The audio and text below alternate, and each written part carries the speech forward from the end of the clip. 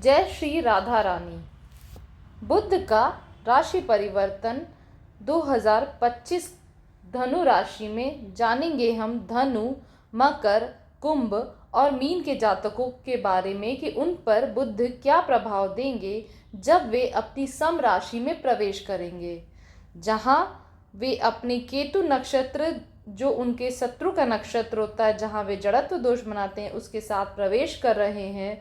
तो आइए जानते हैं हम कि इन 4 राशियों पर बुध कैसा अलग अलग प्रभाव देंगे। आज की पहली राशि है धनु राशि।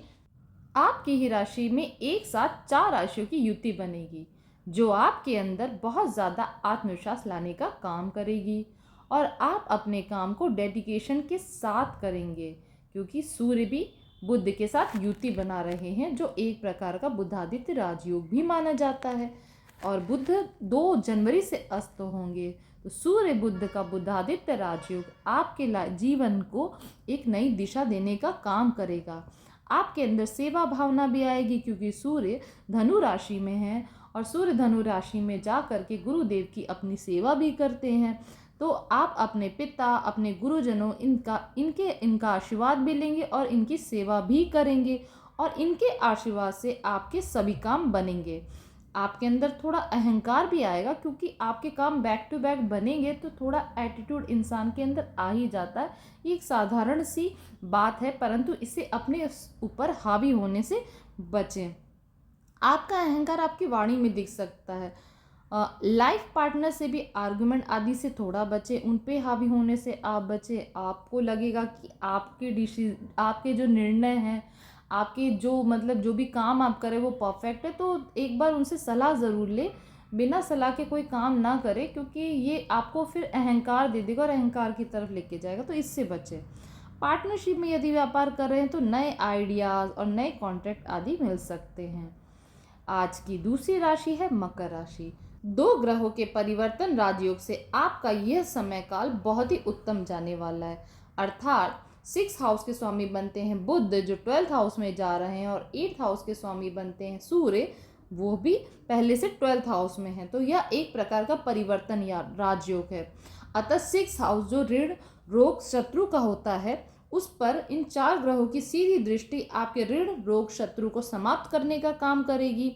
और जीवन में काफ़ी हद तक जो आपकी प्रतियोगिताएं थी, आप हर जगह कंपटीशन अनुभव कर रहे थे कि कोई आपको हर समय पीछे करने की कोशिश कर रहा है, ये बहुत हद तक समाप्त होगी, क्योंकि बुध, शुक्र, मंगल और सूर्य की सीधी दृष्टि आपके इस शत्रु भाव में, ऋण भाव में और रोग भाव पर है।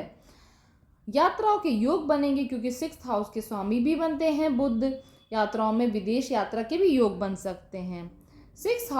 9th हाउस पिता के सुख का भी भाव होता है, अतः यहाँ के स्वामी का 12th हाउस में जाना, आपको अपने पिता के स्वास्थ्य का थोड़ा ध्यान रखना होगा।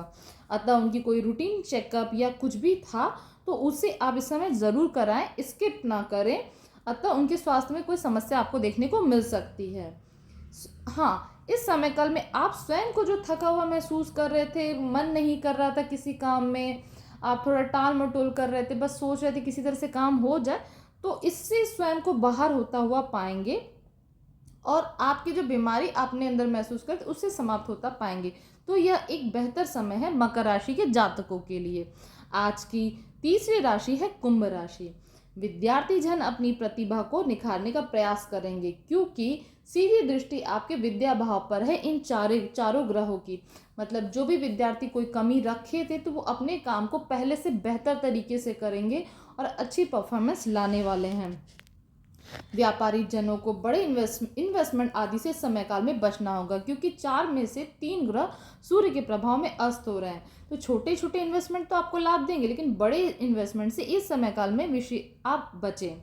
जीवन साथी से संबंधों में किसी बात को लेकर गलतफहमी हो सकती है, तो इसका भी आपको थोड़ा ध्यान देना होगा, क्योंकि आपके जीवन साथी के भाव में केतु बैठे हुए हैं और उनके ही नक्षत्र में बुध प्रवेश कर रहे हैं और बुध वाणी के स्वामी होते हैं, तो कोई आर्गुमेंट या किसी प्रकार की गलतफहमी हो सकती है। तो थोड़ा इस समय आपको इन सब चीज़ों से बचना होगा।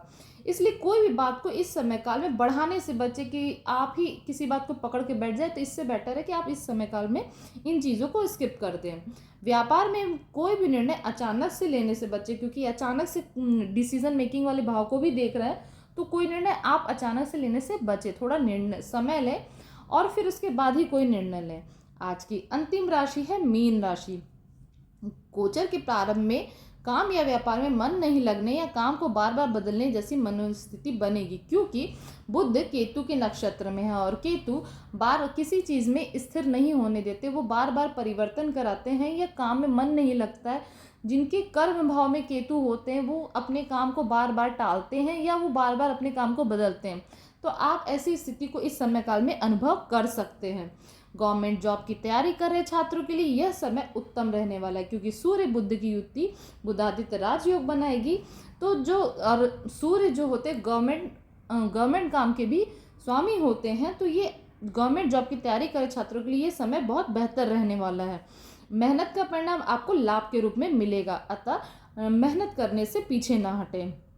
कॉमर्स के या मैनेजमेंट या वाणी या सी से संबंधित कार्य करने वाले जातकों के लिए यह समय कुछ विशेष अवसर लेकर आएगा, क्योंकि बुध वाणिज्य के भी कारक होते हैं और वे स्वयं कर्म भाव में जा रहे, तो इससे जुड़े हुए काम से जो टीचर्स हैं या जो काम कर रहे हैं या कंपनीज में काम कर रहे हैं, उनके लिए ये समय बहुत ही बेहतर होने वाला है। आपके सामने कोई बेहतर अपॉर्चुनिटी आ सकती है, या जो लोग नौकरी का प्रयास कर रहे हैं तो उनके सामने अच्छी नौकरी के अवसर आ सकते हैं। तो अपनी मेहनत को इस समय काल में कम ना करें, अपनी मेहनत को बढ़ाएं।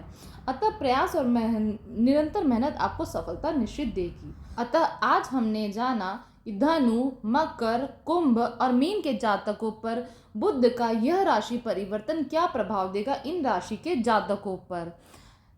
बुध के राशि परिवर्तन की पार्ट 3 की यह सीरीज आज समाप्त होती है। अपने बुध को मजबूत करने के लिए आप गणपति बप्पा की आराधना करें या बुधवार को गणेश स्तोत्र का पाठ करें। आप सभी का दिन शुभ हो। राधे राधे।